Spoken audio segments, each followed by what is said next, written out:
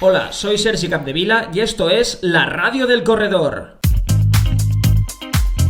¿Qué tal, amigos? Bienvenidas, bienvenidos a nuestro programa 2, nuestro segundo programa de esta segunda edición de la Radio del Corredor. Como sabéis y como hemos repetido tantas y tantas veces, 42 minutos, que son los kilómetros que tiene una maratón. Esperamos que disfrutarais de nuestro regreso. Ahora lo que nos toca es afrontar este segundo programa. Como bien sabéis, podéis escucharnos en distintas plataformas, en iVoox, en SoundCloud, en Spreaker, en nuestro reproductor propio de la bolsadelcorredor.com. Repetimos, bolsadelcorredor.com, donde también podéis encontrar todos los despieces de los bloques de todos los podcasts y ediciones. Más allá de poder escucharlos a lo largo del programa, los tenéis ahí por escrito si queréis repasarlos, mandarlos, compartirlos, lo que queráis. Como siempre, pues el programa de hoy, dividido en 3 bloques, van a ser los siguientes. Empezaremos hablando con Laura Orgué, una de las mejores corredoras de montaña de España y del mundo. En el segundo bloque tendremos a Robert Alaiz, atleta español que lleva más de 2 años lesionado. Nos contará cosas muy interesantes, Robert. Y por último, otro tema de bastante actualidad y sobre todo de máxima preocupación para los corredores, como son las plantillas en los pies. El doctor Bayo, podólogo, nos va a iluminar bastante sobre este asunto. Como sabéis, también nos podéis encontrar en las redes sociales, en nuestra cuenta de Twitter, @labolsacorredor, en nuestra cuenta de Facebook, facebook.com/labolsadelcorredor, en Instagram, evidentemente, @labolsadelcorredor. Y lo que nos toca ahora a nosotros es, como siempre, antes de arrancar con toda nuestra energía, pues agacharnos, atarnos las zapatillas y comenzamos.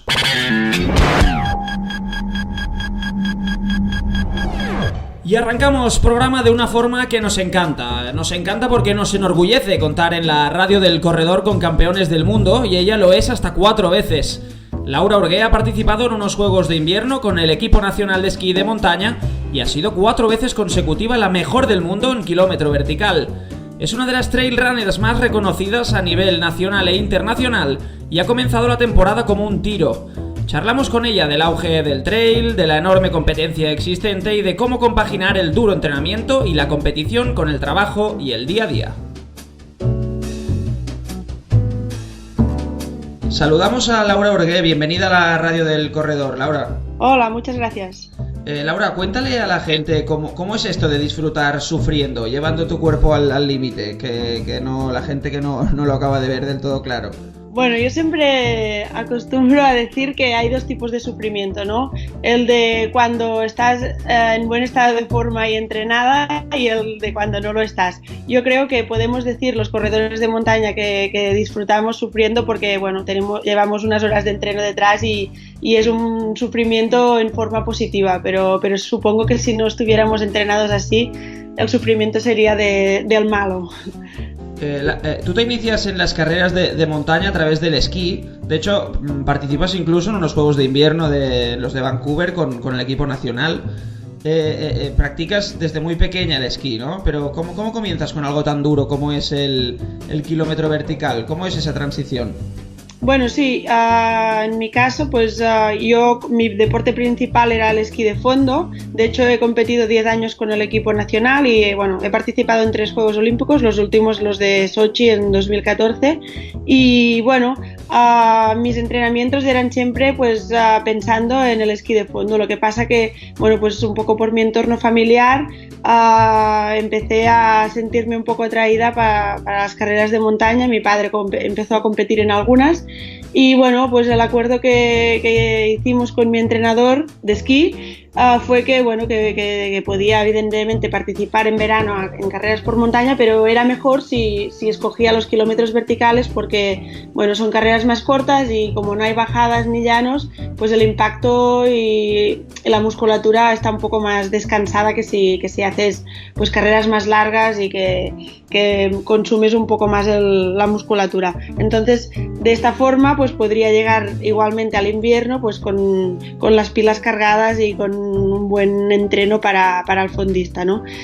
Así fue como me empecé a introducir en el mundo de las carreras por montaña, primero los verticales y luego ya se me quedó un poco corto, y también pues quería competir en carreras pues más de Sky Race, de 20 kilómetros, y un poco progresivamente fue un poco así. Luego cuando dejé el esquí de fondo, pues ya sí que estaba como libre para participar en todo tipo de carreras, y bueno, ya me he centrado un poco más en las verticales porque me gusta de todas formas, y las Sky Race hasta distancia de maratón. ¿La convivencia entre el esquí, que no has dejado de practicar, y las carreras de montaña supone para ti un equilibrio perfecto? ¿Y qué crees que te beneficia en ambos deportes, Laura? Porque no eres tú la única que los practica pues en invierno y en verano. Está el caso de Kilian y están muchísimos casos. ¿Cómo crees que es esa convivencia?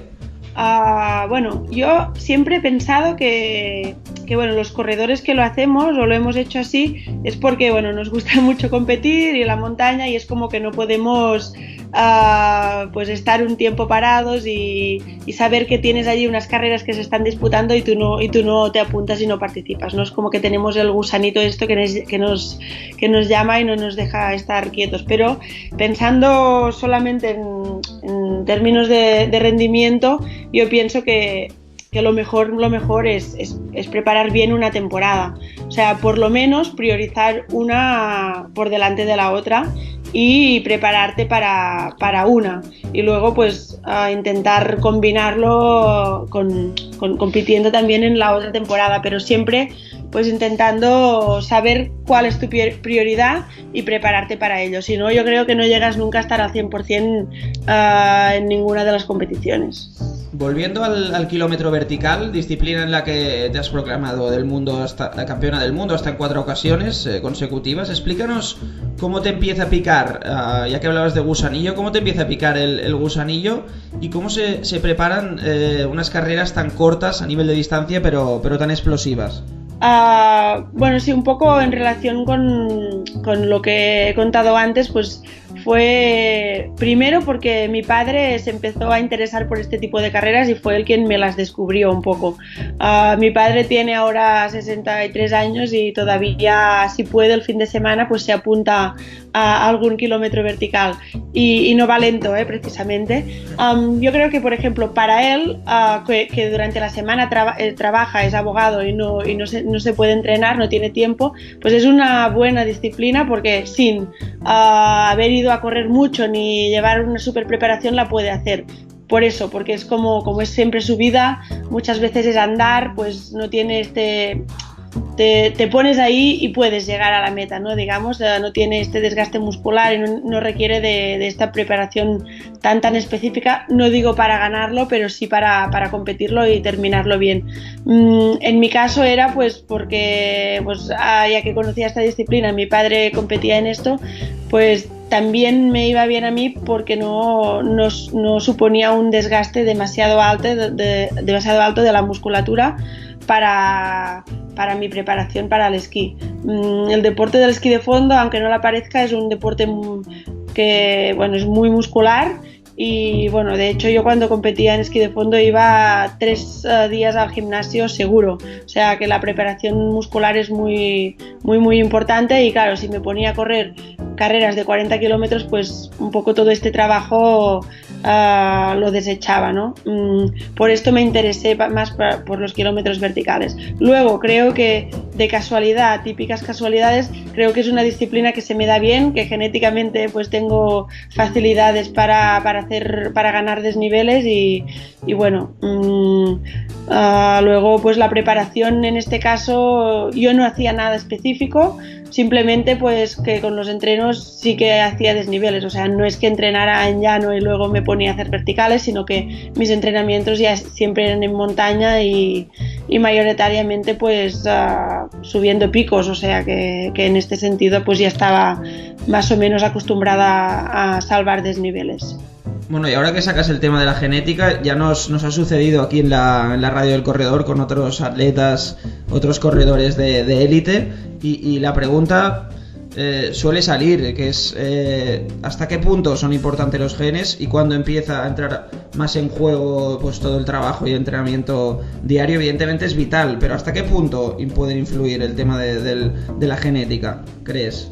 A ver, yo creo que bueno, es un elemento más, ¿no? O sea, lo que acaba siendo un corredor es la suma de diferentes factores o diferentes variables, y la genética pues es una más. Evidentemente que si sigues una buena preparación muy específica, que el entrenador ha encontrado exactamente la fórmula que a ti te va bien, pues puedes llegar a estar muy optimizado como atleta, pero si tienes ya la base de una buena genética, pues todo esto pues es un plus, está claro. Luego también yo creo que una parte muy importante también es la parte mental. O sea, yo creo que un gran atleta, un gran corredor, un campeón, digamos, tiene que ser muy fuerte mentalmente, porque, bueno, es muy fácil ganar un día, pero llegar a las competiciones que todo el mundo piensa que eres el favorito y tú mismo eres consciente de ello también, pues yo creo que esto no es fácil de gestionar, y de hecho se ve muchos casos que hay gente que despunta en unas carreras y luego ya pues un poco la presión se lo come y no consigue despegar otra vez. Es una suma de muchas cosas, yo creo. Recientemente, Laura, has hecho una apuesta firme por dar el salto a pruebas más largas. De hecho, te impusiste, por ejemplo, en Livigno, en Italia, una carrera de 34 kilómetros y 2.700 metros de desnivel. ¿Cómo se adapta una al cambio tan brusco entre el kilómetro vertical y este perfil de prueba? ¿O quizás no hay tanta diferencia como creemos a nivel de preparación? No, yo creo que sí que hay diferencia. Está claro que un maratón de montaña tampoco es una ultra, pero igualmente, en mi caso, por ejemplo, yo no solía seguir unos entrenamientos largos, o sea, no hacía casi nunca tiradas largas. Y bueno, de hecho yo lo veía como imposible. Yo pensaba, ¿cómo voy a estarme casi 5 horas corriendo si a mí se me van a desencajar las articulaciones? Y luego pues este año hemos empezado con un entrenador nuevo que se llama Roger Roca. Él viene del atletismo y justamente pues pensé que era una buena opción para mí, porque justamente me faltaba esta parte más atlética, ¿no?, de las carreras por montaña. Y pues con él me he dado cuenta de que es posible, que hace falta pues una adaptación. Cada vez pues vas aumentando los kilómetros, pero siempre empezando progresivamente, y que se puede llegar. También en mi caso es verdad que la distancia de maratón todavía no es una distancia en la que me siento súper cómoda, pero así como por ejemplo el año pasado me encontraba cómoda hasta los 15 kilómetros, pues ahora ya igual hasta los 25 o los 30. O sea que creo que con este entreno distinto y esta adaptación pues he conseguido aumentar mi zona de confort, ¿no?, aumentar un poco el kilometraje donde me siento más a gusto. Un Roger Roca, por cierto, con el que hablamos también aquí en la radio y al que le mandamos un saludo desde aquí. Livigno también nos dejó, Laura. Quién sabe si el nacimiento de... No solo el Livigno, ya viene de un poquito más de atrás, pero quién sabe si el nacimiento de una nueva rivalidad, ¿no?, en el trail español y mundial con Sheila Vilés, te dio mucha guerra, ¿eh? Bueno, sí, yo creo que Sheila no es que sea una futura estrella, es una presente estrella. Ya el año pasado pues fue ella quien ganó las series de Skyrunning, y bueno, ya desde el año pasado pues que en muchas competiciones hemos estado ahí pues luchando por conseguir la victoria. Y bueno, justamente además es una curiosidad, pero somos vecinas. Yo bueno, no vivo siempre en Igualada, pero ella es del pueblo de al lado. Sí. Y bueno, parece que la comarca de la Noia es la capital del trail running. No, bueno, esto bromas aparte, pero es muy curioso que justamente en las citas mundiales, como son Copas del Mundo, pues dos vecinas, ¿no?, sean las que se están luchando un poco conseguir la victoria. Bueno, pues sí lo es, y será una rivalidad a seguir muy de cerca. Decimos trail, pero nos hacemos un poco un lío, Laura, entre las muchas modalidades existentes que hay, Sky Race, Sky Classic. ¿Podrías hacerle a la gente que está un poco más desinformada, un pequeñito croquis de cuántas hay y las características principales que tiene cada una? Bueno, voy a intentarlo porque es esto, es justamente lo que dices, que hay muchas disciplinas distintas o modalidades dentro de la misma disciplina y distintas federaciones o entes organizadores, entonces es normal que la gente, incluso nosotros mismos, a veces nos hacemos un poco un lío. Pues un poco las modalidades que dependen de la Federación de Montaña Internacional, de la Federación de Skyrunning, se dividen un poco por las distancias. Siempre la Federación de Skyrunning, cuando decimos Sky, significa que normalmente hay bastante desnivel y son un poco técnicas, o sea, son carreras de alta montaña, no son carreras de trail, de pista, que podríamos encontrar, por ejemplo, aquí más pues cerca de las ciudades. Normalmente son carreras más de alta montaña. Dicho esto, luego se dividen un poco más por distancias. Yo diría que pues hay las no sé cómo se llaman exactamente, pero son las más ultra, las que yo creo que son de más de 60 kilómetros para arriba. Luego están las extreme, que las extreme sí que son carreras de unos 50 kilómetros así y con un componente técnico un poco más acentuado que las demás.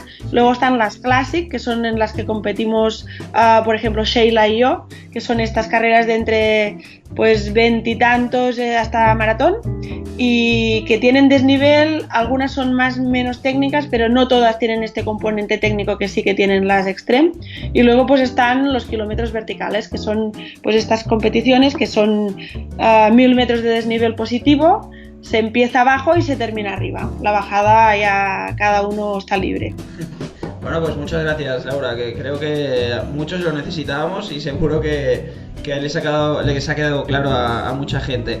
Te voy a hacer una pregunta que se la hicimos también aquí hace unas semanas a Luis Alberto Hernando.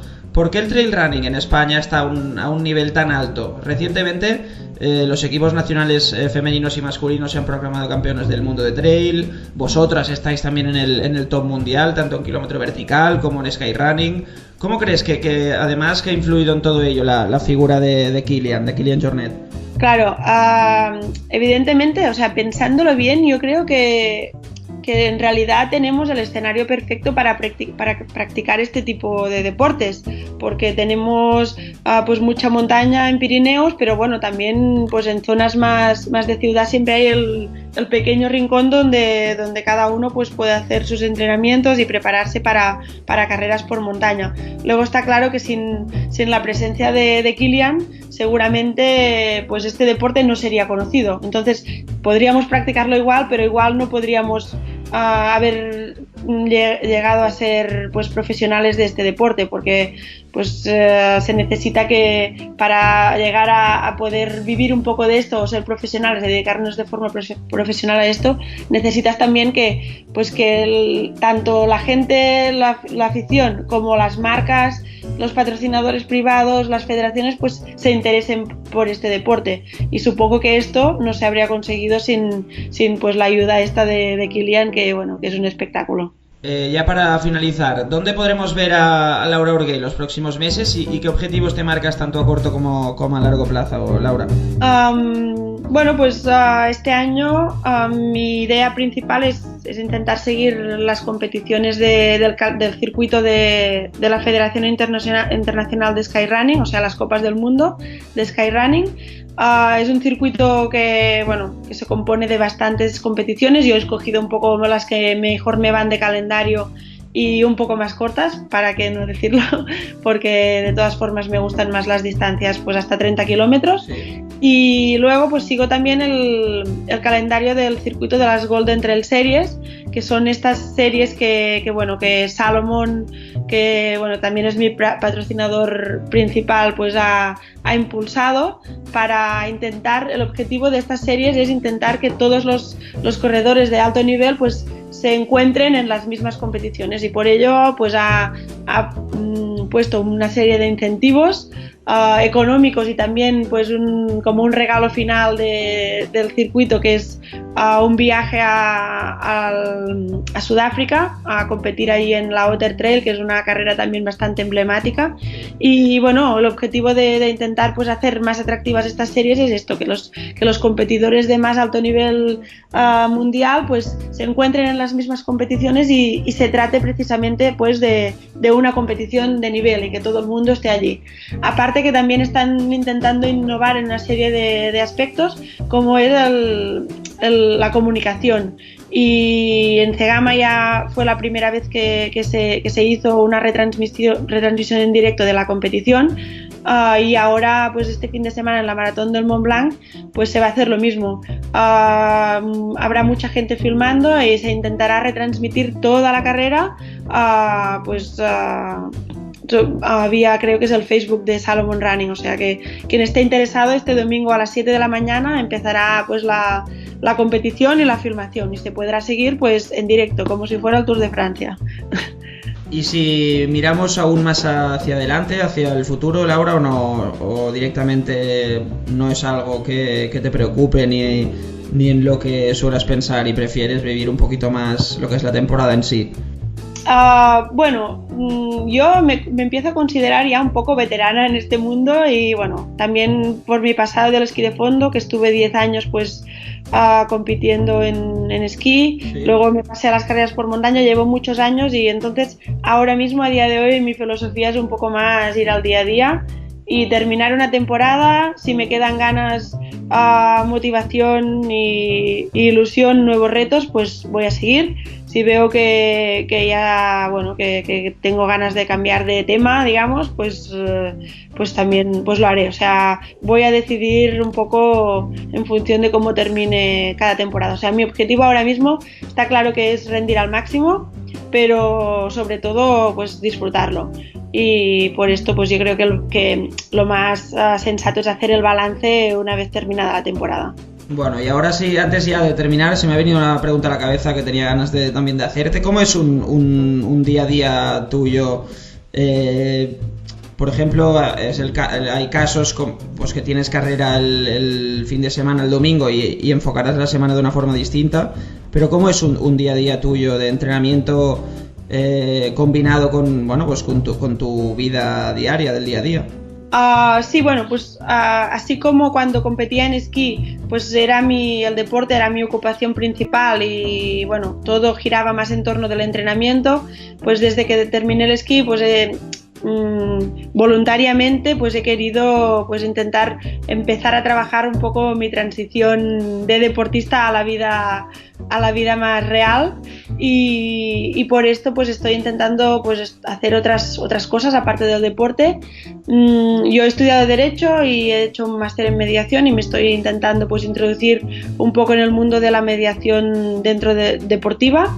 Y por ello pues mi día a día pues compagino un poco a intentar hacer este tipo de proyectos. Ahora mismo, por ejemplo, he estado haciendo unos talleres con niños sobre resolución de conflictos en el mundo del deporte, a colegios y también a clubes. Y bueno, intento trabajar un poco en mi proyecto y al mismo tiempo pues poder cumplir con los entrenamientos.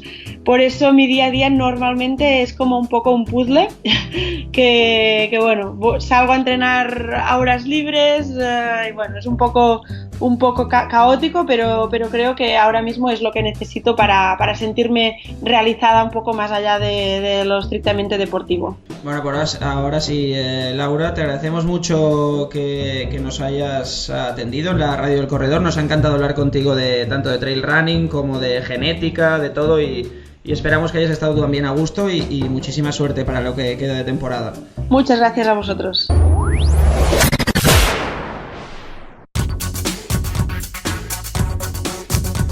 En nuestro segundo bloque de este segundo programa de la nueva temporada de la Radio del Corredor mantenemos una charla distendida, diferente, con el atleta Roberto Alaiz. Robert hace 27 meses que está alejado de las pistas por culpa de una dolencia en el tendón de Aquiles que no le ha permitido estar al 100% en todo este tiempo. Es un ejemplo de tesón, de perseverancia y de afrontar los contratiempos con una mente constructiva. El atleta leonés es de los que no se muerde la lengua, ni ante los temas más controvertidos como el dopaje, ni para hablar de lo que ha venido sintiendo todo este tiempo. Esta es la conversación que hemos tenido con él.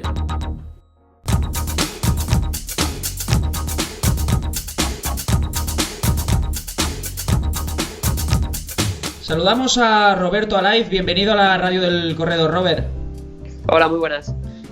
Más de 10 recaídas en estos 3 años por culpa de ese maldito tendón de Aquiles. ¿Conocías la leyenda de Aquiles antes de todo esto?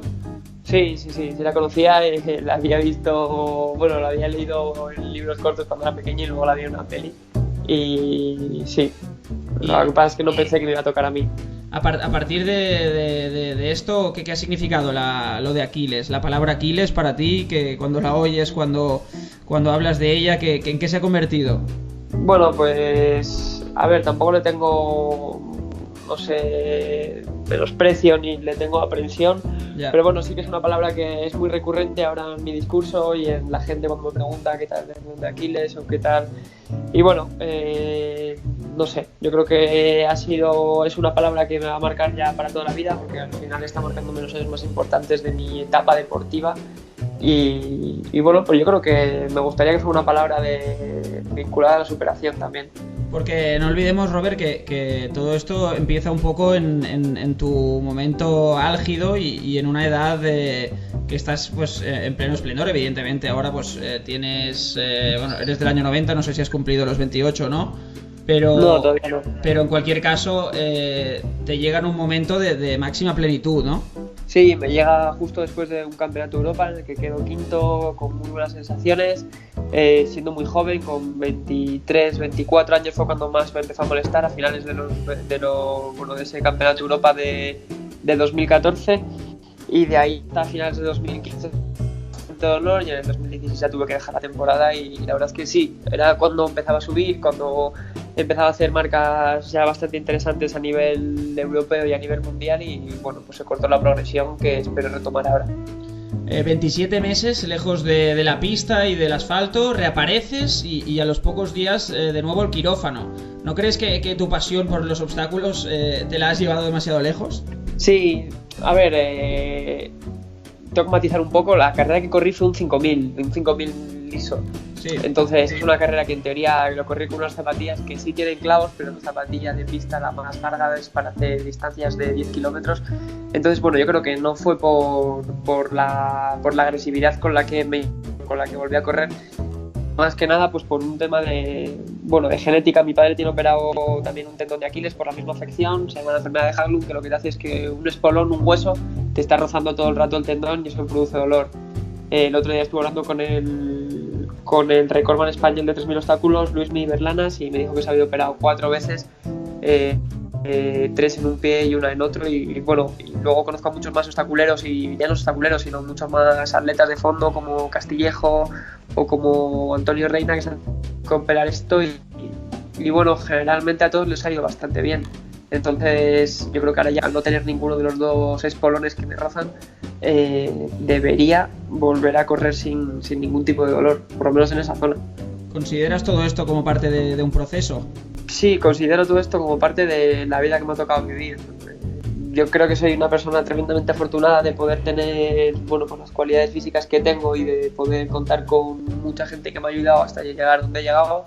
Y ante esto, ser una persona totalmente sana y bueno, tener la capacidad de hacer en torno a 31 minutos o correr en más de 15 minutos en 5000, pues prefiero ser una persona delicada que puede llegar a correr pues igual en 8.15 un 3000 obstáculos y por debajo de 13.20, 13.30 un 5000. Entonces ahora sí lo mimo, lo cuido y voy poco a poco adelante mejorando, y sin estos dos problemas que tenían los huesos, pues espero llegar otra vez arriba. Hace años, en la bolsa del corredor, hace unos años, te pedimos que te definieras a ti mismo en 3 palabras y usaste soñador, feliz y libre. ¿Qué ha cambiado en este tiempo? Yo creo que ninguna. Ahora igual pondríamos 4 y pondría cabezota o bueno, una persona con mucha ilusión. Es que yo creo que es un sinónimo, ilusión y soñador, y bueno, sigo soñando, sigo creyendo que todavía no he hecho lo mejor que podría haber hecho, que mis planes todavía tienen correr.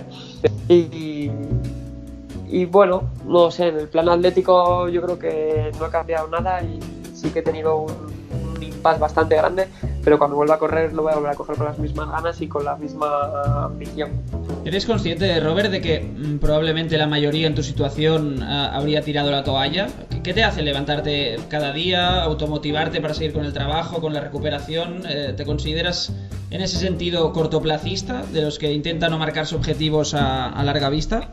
Sí, siempre he sido muy cortoplacista y bueno, y no creo que la gente tiraría o se rendiría, no sé, hasta que no te pasa no lo afrontas. Entonces es como una persona que tiene una enfermedad un poco más heavy a esto que he tenido yo, que no es nada. Sí. Esas personas luchan hasta que no pueden más y esas personas generalmente no se rinden.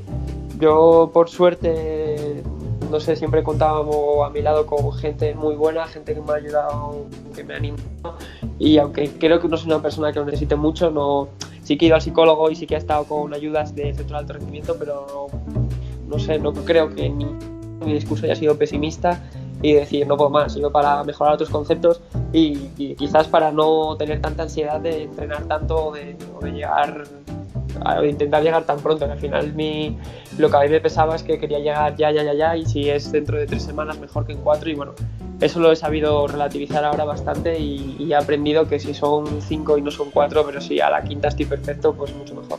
¿Cómo ves el mundo del atletismo en general? ¿Qué evolución has visto que ha tenido en este último lustro, en estos últimos 5 años? Mirándolo pues por culpa de las circunstancias, como lo has tenido que hacer desde detrás de la barrera, ¿no? Sí, pues bueno, estos últimos 2 años, si te digo la verdad, me he desvinculado un poquito del atletismo. Ahora ya cuando he vuelto a retomar desde hace 6-7 meses, pues me he vuelto a poner un poco también más al día y he visto muchísimos atletas resurgir. Muchos atletas que estaban a un gran nivel pues han estallado ya del todo, como es el caso de Bruno, como es el caso de Usillos, y bueno, luego gente de abajo pues está subiendo como la espuma, los 3 atletas gallegos, Tariku, Carballada, Adriben, y luego bueno, pues gente como Tony Abadía, que era la promesa o el tipo de persona que estaba subiendo, pues ahora es un referente y es casi un capitán de la selección española, y eso pues me da un poco de pena casi, incluso porque es de mi quinta, es de mi edad y no he compartido todo con él, y ahora que sea un referente y ya bueno, pues una persona que siempre está ahí, es como ostras, que me estoy haciendo mayor. ¿En algún momento, Robert, te ha llegado a generar alguna ansiedad o impotencia el tener que verlo desde este lado, el atletismo, tener que ver las carreras por televisión o de esta forma? ¿Cómo lo has vivido? Nos cuentas que has estado un poquito más al margen hasta hace 6-7 meses, pero a nivel psicológico, ¿cómo lo has llevado?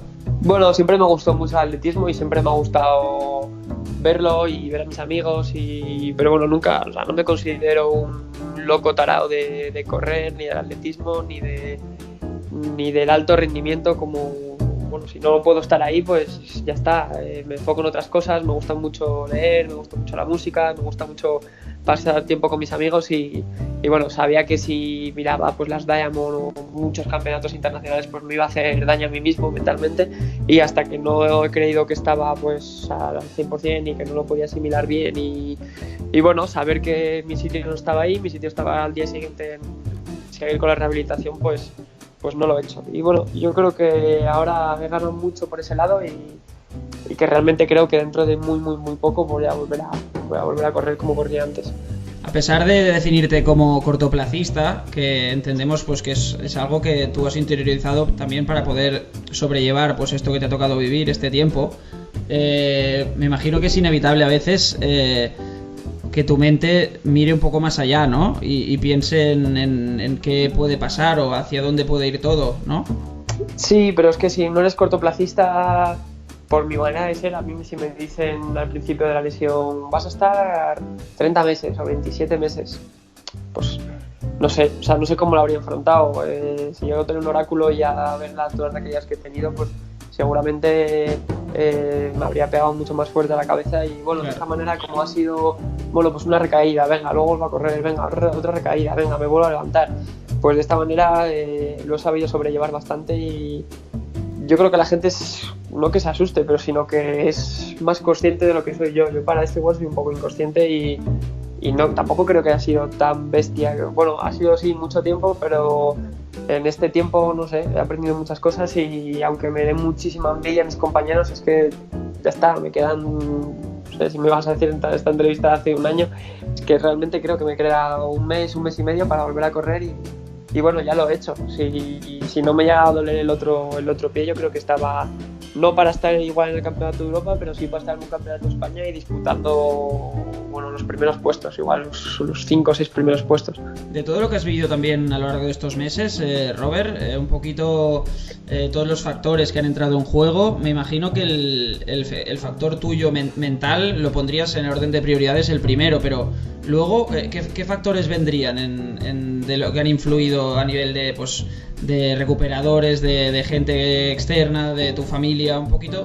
¿Cómo pondrías esa lista de prioridades de todo lo que te ha ido sucediendo, de un poquito de las cosas más importantes que han incidido? Claro, pues el factor mental y luego el factor mental ante el ambiente que me ha rodeado. No sé, una persona igual pesimista o una persona que realmente tuviera un problema de decir, bueno, de autoestima o a la hora de afrontar el último tramo de la recuperación.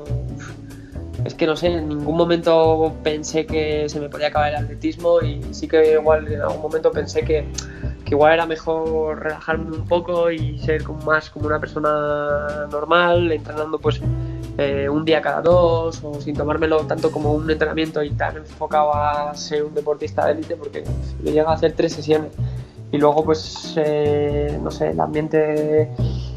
He tenido mucha suerte de encontrarme a un redactador que se llama Javi Madinavitia, que es con el que estoy trabajando ahora, y yo creo que él ha sido pues como una piedra base para seguir construyendo y para empezar a construir hacia arriba, y muy bien. Bueno, he tenido otra recaída, he vuelto a recurrir al mismo cirujano, a David López Capapé, y pues gracias a él yo creo que, bueno, entre él, Villa, los médicos que me llevan aquí en León, el CAR, Sergio, o sea, hay muchísima gente que me está ayudando, y es que ya no soy yo solo, yo soy no sé, como el muñeco, el robot, el que ejecuta y el que, sí bueno, mentalmente igual el que le viene más, no más grande, pero el que tiene mucho peso, pero ellos me hacen que no me cargue todo el peso de la mochila y lo comparta, y la verdad es que se agradece mucho y bueno, y no se me hace tan duro, la verdad es que no se me está haciendo nada duro. Robert, siempre te has caracterizado, ahora cambiando radicalmente de tercio, siempre te has caracterizado por ser un ferviente luchador contra el dopaje. Recientemente fuiste noticia por un comentario sobre Valverde en redes. ¿Cómo crees que ha afectado este mal endémico al atletismo en concreto y al deporte en general? ¿Por qué piensas que tantos atletas han caído en las garras del dopaje? ¿Cómo te lo puedes explicar? Bueno, pues porque yo con mi personalidad es que me parece no inexplicable, porque todo el mundo en todas las facetas de la vida hacen trampas. Mismamente todos los políticos que nos gobiernan, ¿sabes? De las altas cúpulas, la gente ve a hacer trampas en todo momento y bueno, las tapa o bueno, lo ven como algo normal. Entonces el deporte, ¿por qué no? Si son gente que quieren vivir de esto, se dedican a esto y lo hacen bueno, pues a costa de los demás, realmente no saben que también están dañando su cuerpo y que se están haciendo daños a sí mismos, pero bueno, eso a largo plazo yo supongo que les pase factura y luego yo qué sé, pues son intereses económicos, generalmente intereses económicos y de ego. Entonces la gente que solo vive del atletismo por cuestión de egos y que su vida se acaba a partir de aquí, pues es realmente la gente que tiene igual más o potencialmente tiene más peligro de caer en las garras del dopaje. Y luego, bueno, las instituciones y no sé, ahora por ejemplo Froome ayer le quitaron de correr el Tour y hoy ha salido que bueno, que vuelva a correr el Tour, que los abogados del Sky, bueno, no sé la que habrán liado y que sí que él va al Tour. Y ya está, es una persona que ha dado positivo y va a correr el Tour de Francia cuando le han negado la entrada. Entonces es que se están riendo un poco en nuestra cara. Y bueno, no sé, siempre han dicho que va por delante el dopaje que los métodos antidopaje, entonces así seguiremos toda la vida. Yo espero que cambie y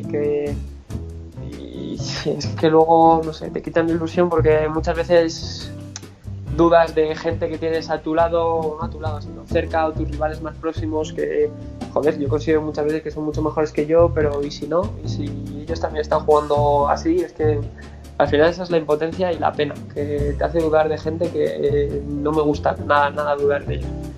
Porque más allá de que a ti directamente te ha afectado a nivel de resultados y de competición el tema del dopaje, pues porque te ha privado de campeonatos de España, de incluso a nivel de internacional también pues ha habido ciertos positivos que se han sabido a posteriori y a ti te han afectado. Más allá de eso, ¿te has llevado tú grandes decepciones de gente de tu alrededor, del mundo del atletismo, que jamás hubieras pensado porque les conocías personalmente y luego te has llevado ese chasco un poco? No, si te digo la verdad, grandes decepciones nunca me he llevado. Por ejemplo, uno de mis ídolos de pequeño era el Penty, y luego, bueno, competí alguna carrera con él, en el 2013 creo que dio positivo, y ahí, bueno, no es que sea una decepción, porque una vez que te vas haciendo mayor ya sabes más o menos la gente que se dope, pero bueno, la gente por la que puedes dudar un poco más, o la gente que yo pondría la mano en el fuego. Y bueno, él era un ídolo de pequeño, pero bueno, luego dio positivo y ya había habido muchos comentarios de que, bueno, pues de que podía estar jugando con esas cosas, entonces tampoco me sorprendió tanto.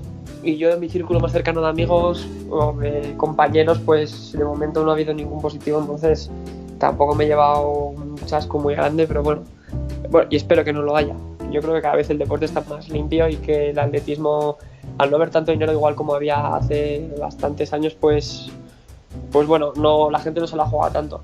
Robert, vamos a aparcar un momento ahora el formato pregunta-respuesta, y si te parece te voy a lanzar una serie de conceptos, una serie de términos, sí.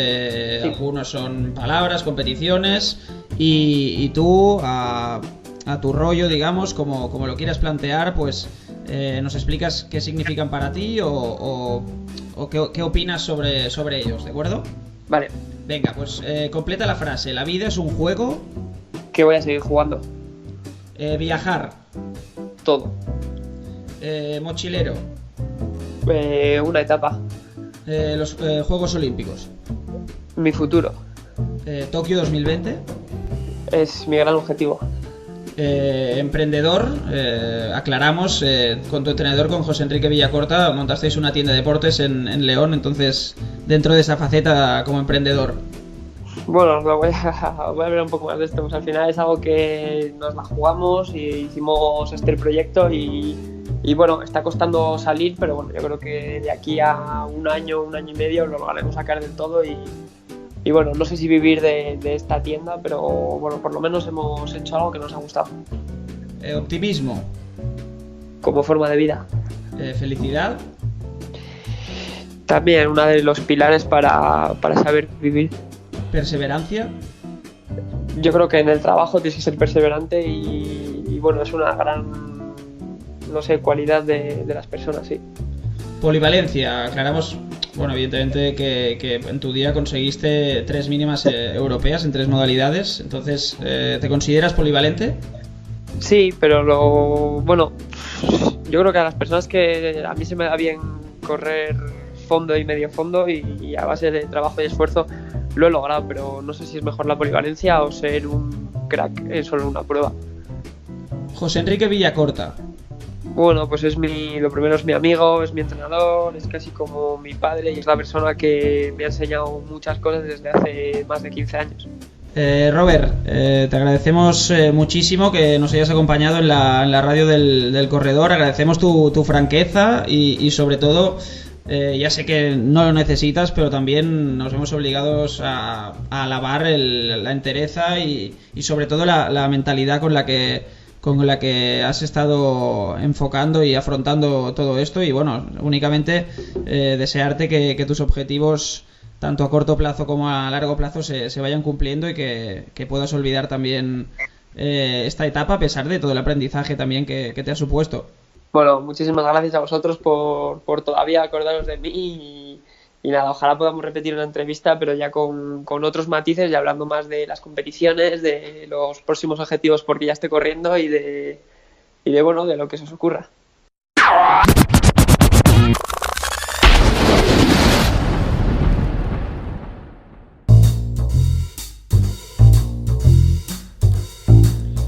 último, cerramos este segundo programa analizando uno de los temas que suele preocupar más al corredor, como es el de las plantillas.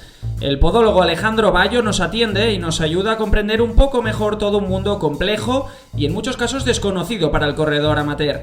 ¿Necesitamos todos llevar plantillas? ¿Hay que llevarlas permanentemente? ¿Cada cuánto tiempo debemos revisarlas? El doctor Bayo nos lo resuelve.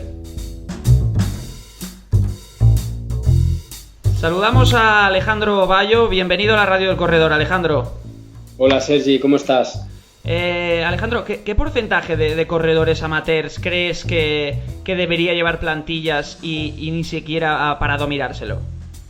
A ver, esta respuesta es difícil, porque con tanta población que hoy en día corre tanto en asfalto como en montaña, como largas, cortas distancias, es difícil responder categóricamente. Pues el 80, el 90% es muy complicado, pero sí que es verdad que por la experiencia de la consulta del día a día, mucha gente necesita, aunque sea poca, un mínimo de corrección, y sobre todo en amateur. Si los profesionales ya, de hecho, a veces necesitan cierta corrección, que tienen entrenadores y entrenos muy personalizados y muy especializados, pues un corredor amateur pues sí que posiblemente una pequeñita corrección necesitará. Sí, que es así.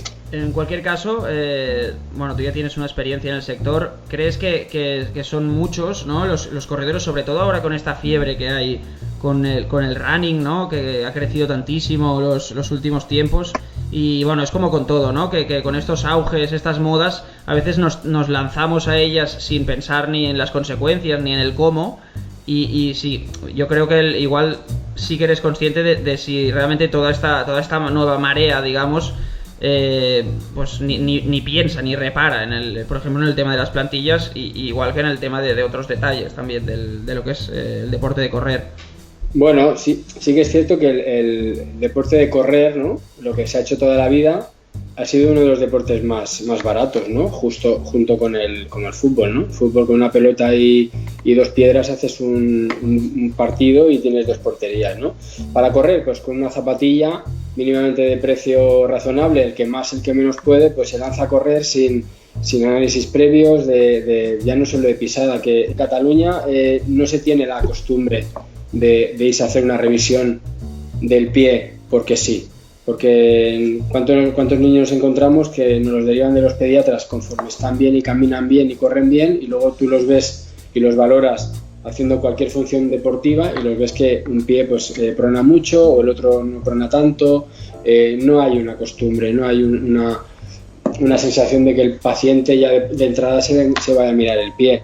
¿Cuándo nos vienen a ver los corredores? Cuando tienen algún problema, y el problema es que no hay esa cultura de, bueno, pues quiero empezar a correr, ¿qué tengo que hacer? ¿No? Pues voy a comprarme la ropa deportiva, sí, pero previamente una valoración y estudio de la pisada y un estudio del corazón yo creo que serían primordiales antes de empezar a hacer un deporte tan exigente como el running, ¿no? Alejandro, ¿de qué forma podemos notar cuando corremos que podemos necesitar plantillas? Es decir, ¿qué avisos o indicios son los más típicos para anunciarnos la necesidad de una visita al podólogo? Esto es difícil de saberlo uno mismo, porque así yo siempre lo comparo con todos mis pacientes con la vista, ¿no? Yo si tengo un déficit visual, de lejos o de cerca, yo me voy a dar cuenta enseguida, porque no voy a enfocar un libro de cerca bien, o no voy a ver la matrícula de un coche a cierta distancia, o no voy a conocer a una persona que viene desde una distancia y no la conozco hasta que la veo. Me voy a dar cuenta. El pie es diferente. El pie nos transporta toda la vida, y cuando nos empieza a molestar o alguien nos dice, oye, veo que metes mucho el pie, oye, veo que esa rodilla, oye, te caes mucho, oye, entonces sí que la persona va a ir a consultar a un podólogo especialista en biomecánica cuando estamos hablando del tema del deporte, ¿no? No es fácil saber si tu pie camina bien o mal. Para eso estamos los que nos dedicamos específicamente a saber si un pie apoya bien o no, ¿no? Entonces, sí que es verdad que hasta que no duele el pie, pues no le solemos hacer mucho caso. ¿Cuál es exactamente el efecto que tiene una plantilla sobre nuestros pies? ¿Qué beneficios provoca y de qué forma los consigue? Bueno, son varios. Son varias las características que puede tener una plantilla respecto a un pie, ¿no? Primero, repartir cargas. ¿Vale? Si tenemos un apoyo de talón excesivo, pues una plantilla con un material acondicionado a un peso, a un volumen, etcétera, nos va a ayudar a que esa carga de talón no sea tan fuerte. En los metatarsianos que tenemos 5, de quinto a primero son un movimiento helicoidal de entrada del pie, ¿vale? Cuando una persona entra a correr, sea por talón o sea por antepié, lo primero que apoya es el borde externo del pie. Y siempre acaba haciendo un despegue de primer dedo. Pues en función de cómo vayan cargando esos metatarsianos paulativamente, la plantilla va a ayudar a regular esas cargas, y si hay dolor en uno de los metatarsianos o hay dolor en el despegue o el dolor en la entrada del pie, pues la plantilla lo que nos va a hacer es proporcionarnos una adaptación al terreno más gradual y una descarga del punto máximo de dolor o de carga en ese sentido. Alejandro, volviendo un poco a lo que hemos comentado al principio, del tema del auge del running, de los corredores amateurs, de la necesidad que tienen de llevar plantillas, ¿a todos los corredores realmente nos vendría bien llevar plantillas, o en algunos casos podría llegar a ser incluso perjudicial o forzado? Claro, el que no necesita plantilla es como el que no necesita gafas, y volvemos al ejemplo. Si yo cargo bien, apoyo bien, mi técnica de carrera es correcta y mi zapatilla es correcta, no le voy a necesitar una corrección. Claro, lo que me va a hacer llevar una plantilla por llevar es modificarme una pisada que yo ya tengo bien y ya tengo correcta, y me permite hacer un entreno sin lesión. ¿Cuándo nos puede ir bien una plantilla, o en qué porcentaje nos puede ir bien una plantilla en general a todos los corredores? Porque siempre a unos les quitará el dolor y a otros en mayor o menor medida les va a aumentar y les va a hacer que tengan un mejor rendimiento y sobre todo una previsión de patología, ¿vale? Lo que pasa que esto es, ya te digo, hasta que no se hace un estudio correcto del pie, no sabemos si esa persona necesita más o menos corrección. Sí que es verdad que con corredores profesionales que han podido pasar por aquí, muchos de ellos necesitan grandes correcciones, ¿sí? No en el sentido de durezas y de grandes plantillas, sino grandes correcciones en diferentes materiales en función del pie. Pero sí que un pie que prona mucho, o un pie que está pronando y el otro pie va neutro, por lo tanto ahí ya se necesita una corrección, en una dismetría, en una diferencia de longitud de una pierna a la otra, que esto cuando vamos a las tiendas tan famosas de running y que nos hacen estudios, que nos ven con una camarita por detrás, esto para mí es un error grave, porque no hay una exploración previa de extremidades, de longitud de extremidades, de genuvalgos o desviaciones de rodillas, posiciones de cadera. Entonces se ve pisar en vídeo y se estipula que necesita una zapatilla de pronador o de supinador o neutra. Y eso para mí es un error. ¿Por qué? Porque, por ejemplo, si nos paramos a pensar que las dos extremidades, las dos piernas pueden ser las patas de una mesa, si yo tengo una pata más larga, me va a hacer volcar la mesa, ¿verdad? Entonces, si yo tengo una pierna más larga, generalmente ese pie va a pronar más. Entonces, ¿yo qué hago con esa persona, con ese corredor? Que veo que prona de un pie mucho y que el otro pie o va muy neutro o incluso supina un poco. ¿Qué zapatilla le tengo que poner? Pues ahí ese corredor necesitará una zapatilla neutra, acomodando su drop en función de su flexibilidad de tobillo, rodilla y cadera, y con una acomodación de la dismetría y el control de pronación que necesite. Tirando un poquito del hilo de este tema, que creo que es bastante interesante, entonces lo que deducimos de esto es que no recomiendas bajo ningún concepto fiarnos al 100% del típico estudio de pisada que nos hacen en las tiendas especializadas de running. Bueno, no. Como profesional sanitario creo que no. Otra cosa es que con un estudio y un informe de un profesional sanitario, en este caso de un podólogo especialista en biomecánica deportiva, con ese informe vaya a la tienda de calzado deportivo, que saben muchísimo de esto, y diga, mire, yo tengo esta pisada y el podólogo, el especialista, me pide este tipo de característica de zapatilla, y él con el abanico de zapatillas que tendrá en su tienda, sea monomarca o sea multimarca, le dirá, pues mira, yo por tu ancho de pie te recomiendo esta, yo por tu peso te recomiendo esta, que ahí es donde entran la industria del calzado deportivo. Pero el diagnóstico lo debemos hacer profesionales sanitarios. Eso es como si yo tengo un soplo en el corazón y me voy a una tienda, un herbolario, a que me midan la tensión. Yo la tensión ya me la puedo medir yo solo. me dirá más información de la tensión, pero si tengo un soplo del corazón tengo que ir al cardiólogo. Si tengo una fractura vertebral tengo que ir al traumatólogo. Si tengo un problema de pisada o quiero iniciarme a una actividad deportiva y quiero ver mis pies, tengo que ir a un podólogo. ¿Qué proceso de adaptación debe pasar un corredor para acostumbrarse a las plantillas? ¿Es normal que en las primeras salidas haya molestias y un poco de sensación de rareza?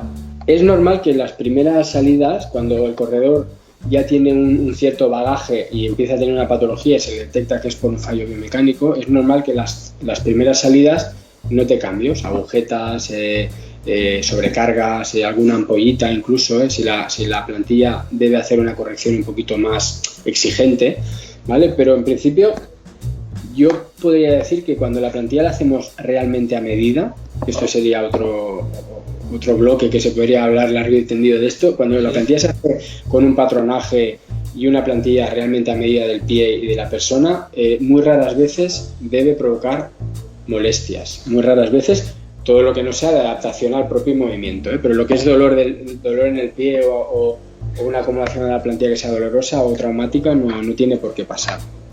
¿Y qué tipo de plantillas hay? Porque es lo típico que a veces desde el desconocimiento pues no nos preguntamos. Otra cosa que suele preocupar a los corredores es si deberán llevarlas permanentemente, solo cuando salen a correr con sus zapatillas especializadas. Háblanos un poco de eso. Bueno, el tipo de plantillas hay muchos tipos de material para plantilla.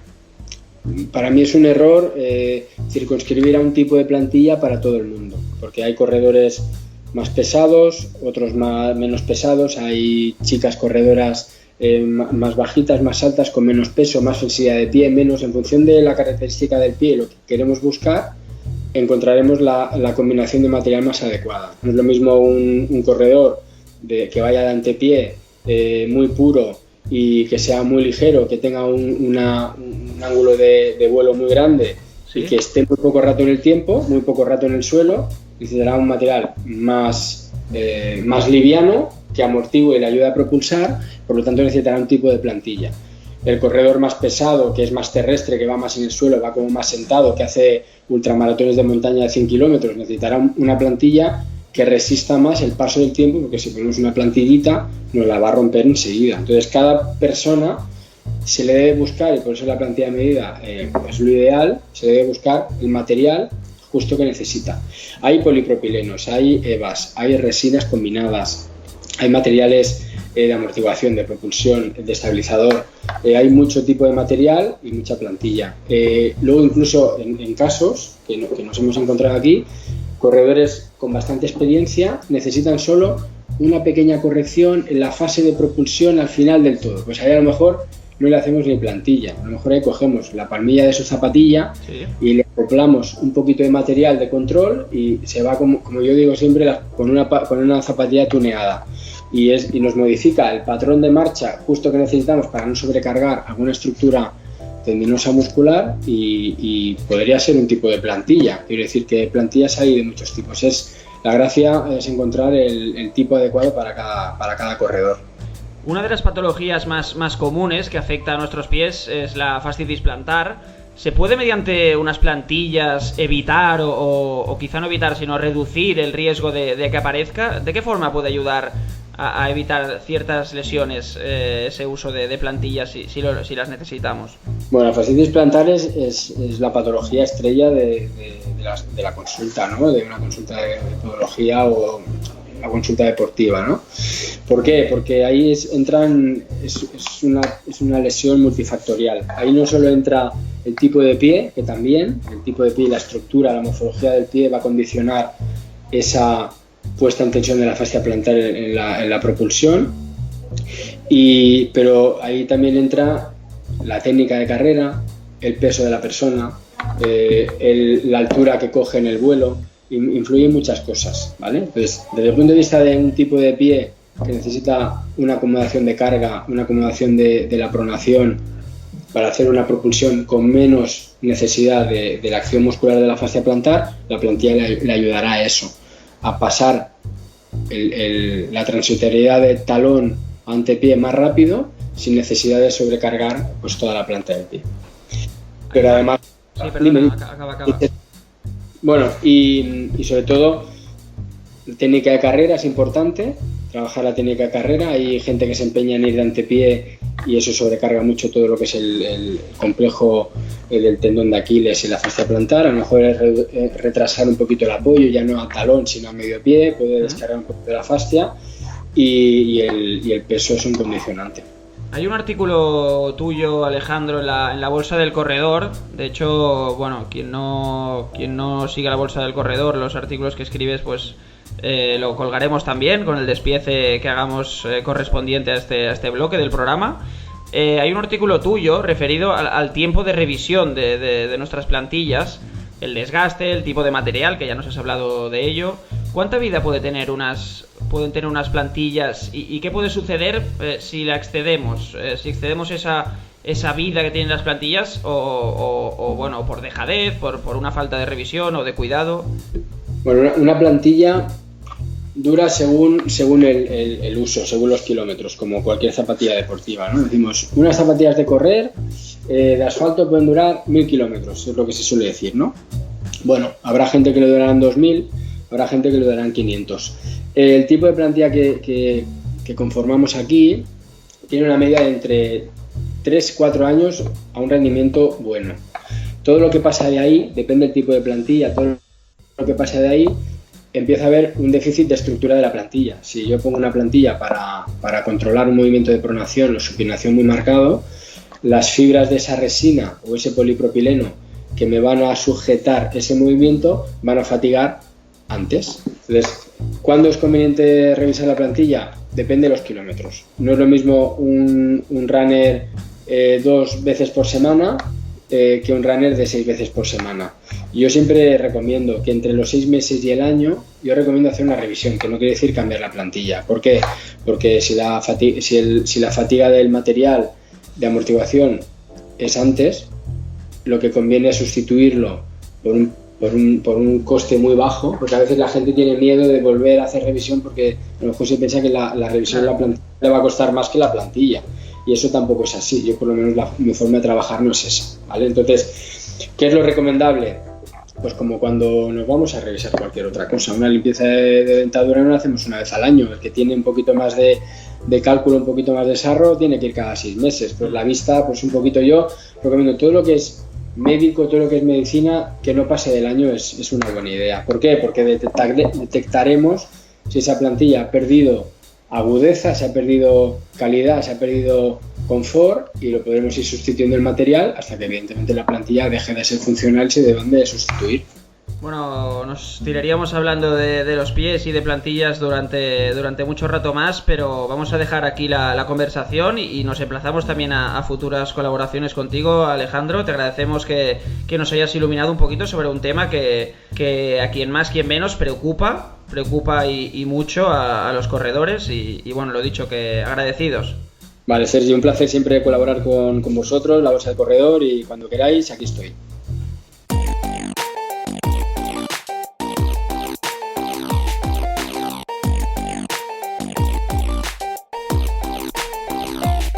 Termina aquí la segunda edición de la segunda temporada de la Radio del Corredor. Esperamos que hayáis disfrutado con ella y con nuestros invitados. Nosotros, como siempre, le hemos puesto toda nuestra ilusión. Como siempre, también agradecer a los compañeros de la Bolsa del Corredor por la confianza, a nuestras madres por seguir con su amor incondicional, y a vosotros también, evidentemente, a los que habéis aguantado hasta el final y a los que no, aunque bien pensado estos segundos ya no escucharán este mensaje, pero bueno. Para finalizar, ahí va nuestra arenga, nuestra habitual despedida en forma de proverbio. Hoy, como no, se la dedicamos a un Robert Alive que no desiste y al que queremos ver cuanto antes volar sobre la pista, y bueno, sobre todo que nos encanta su tesón y su mentalidad a la hora de afrontar esta situación tan adversa que viene viviendo. La marca esencial que distingue a un hombre digno de llamarse así es la perseverancia en las situaciones adversas y difíciles.